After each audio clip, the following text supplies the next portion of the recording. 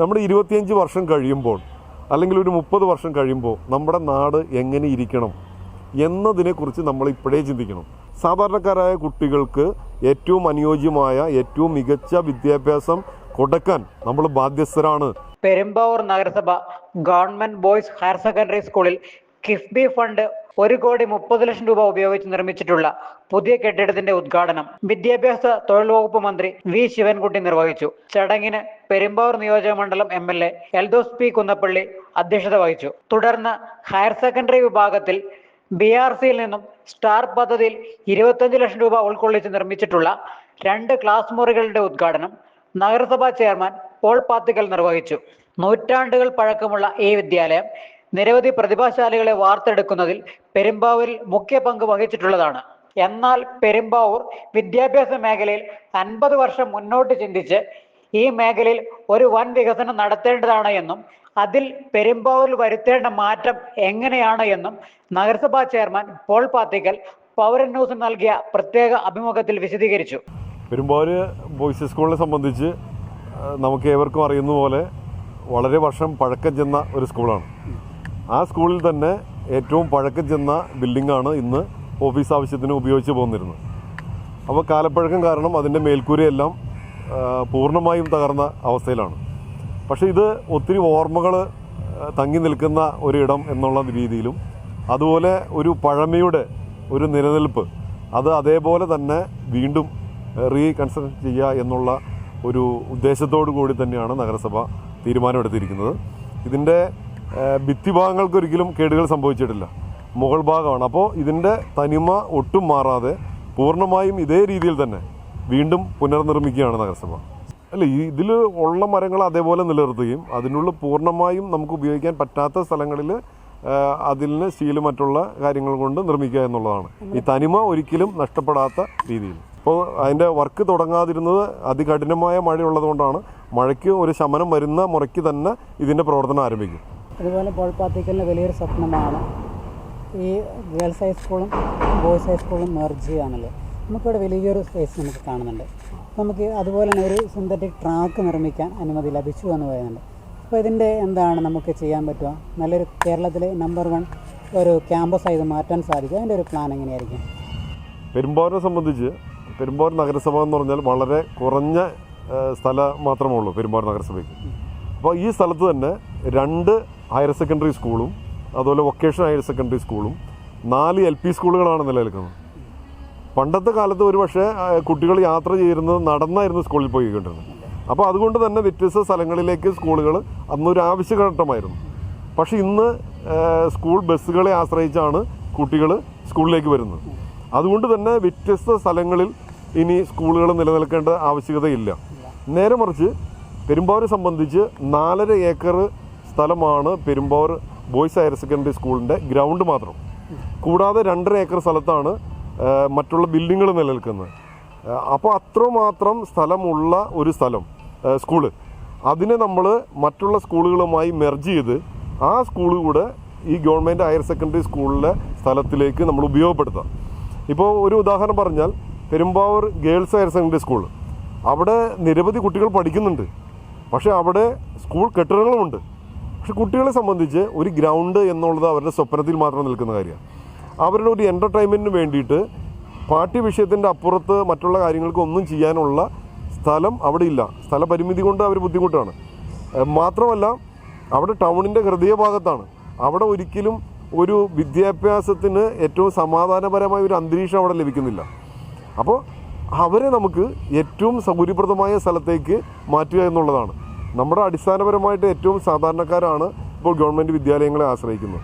അപ്പോൾ നമുക്ക് ഇവിടെയുള്ള ഏറ്റവും വലിയ പ്രശ്നം, നമുക്ക് സാമ്പത്തികപരമായി ഒരു സ്കൂൾ നടത്തിക്കൊണ്ട് പോകുന്നതിനുള്ള അധ്യാപകരുടെ ശമ്പളവും അല്ലെങ്കിൽ ഇവിടുത്തെ കറണ്ട് ചാർജ് അങ്ങനെയുള്ള കാര്യങ്ങൾ മാത്രം തദ്ദേശ സ്വയംഭരണ സ്ഥാപനങ്ങളും ഗവൺമെൻറ്റും എല്ലാം ഏറ്റെടുത്ത് നടത്തുന്നു.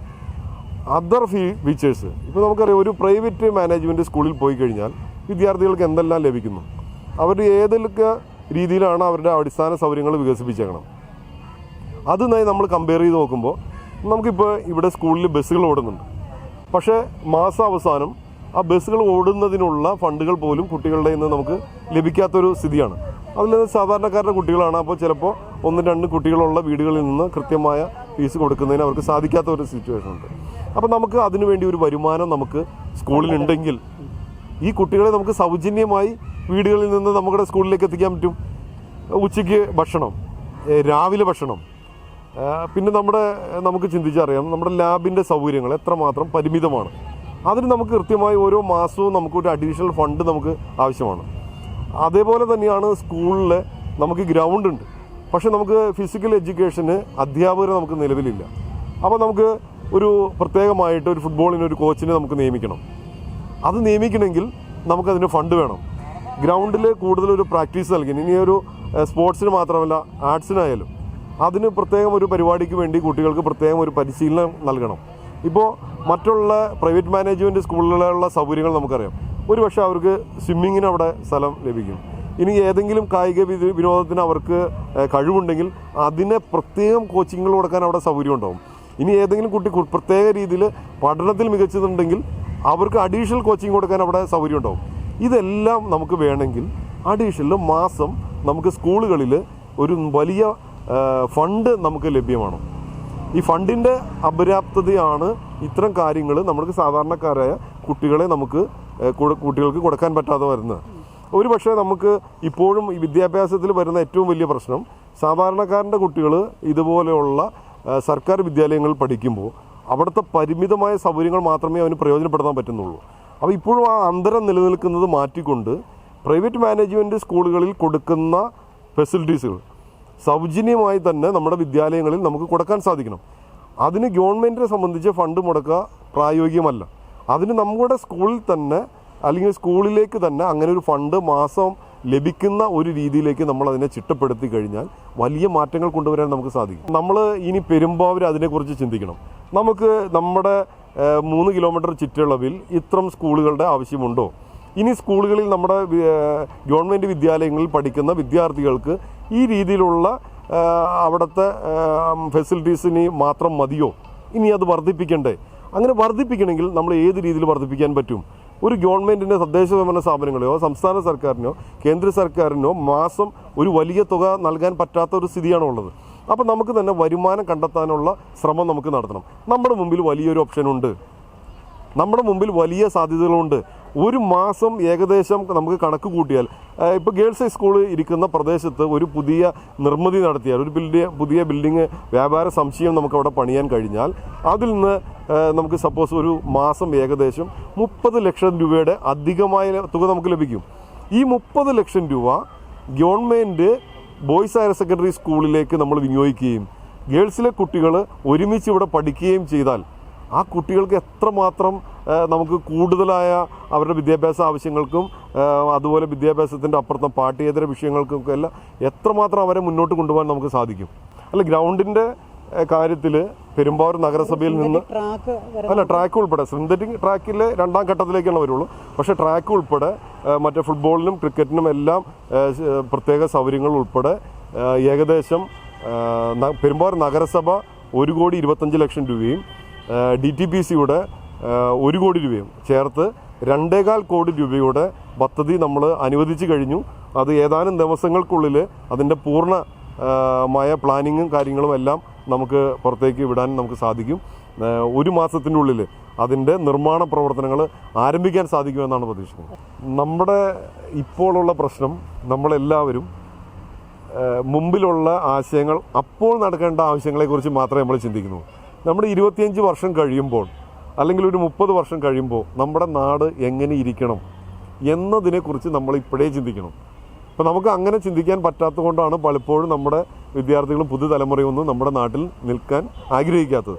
നേരെ മറിച്ച് നമ്മുടെ ആശുപത്രി ഗവൺമെൻറ് താലൂക്ക് ആശുപത്രി റയോൺസിൻ്റെ സ്ഥലത്തേക്ക് മാറ്റുകയും ഈ സ്കൂളിൽ ഈ ഗ്രൗണ്ട് ഉൾപ്പെടെ കൂടുതൽ ഡെവലപ്മെൻറ്റ്സ് നടത്തുകയും ഗേൾസ് സ്കൂൾ ഇരിക്കുന്ന സ്ഥലത്ത് വ്യാപാര സമുച്ചയമൊക്കെ പണിയുകയും അതിൻ്റെ ഫണ്ട് വേറെ മറ്റുള്ള സ്ഥലങ്ങളിൽ ഒന്നും ചിലവഴിക്കാതെ ഈ ഗവൺമെൻറ് വിദ്യാലയത്തിൽ തന്നെ ചിലവഴിച്ചാൽ മാസം 10-30 ലക്ഷം രൂപ ഇവിടെ വിനിയോഗിക്കാൻ പാകത്തിന് മാറ്റപ്പെട്ട് കഴിഞ്ഞാൽ വിദ്യാർത്ഥികളുടെ പഠന നിലവാരം ഏറ്റവും മികച്ചത് ഒരു പക്ഷേ നമ്മുടെ സംസ്ഥാനത്തോ നമ്മുടെ രാജ്യത്തോ കൊടുക്കുന്ന ഏറ്റവും നല്ല രീതിയിലുള്ള സൗകര്യങ്ങൾ നമുക്ക് കൊടുക്കാൻ ഇവിടെ സാധിക്കും.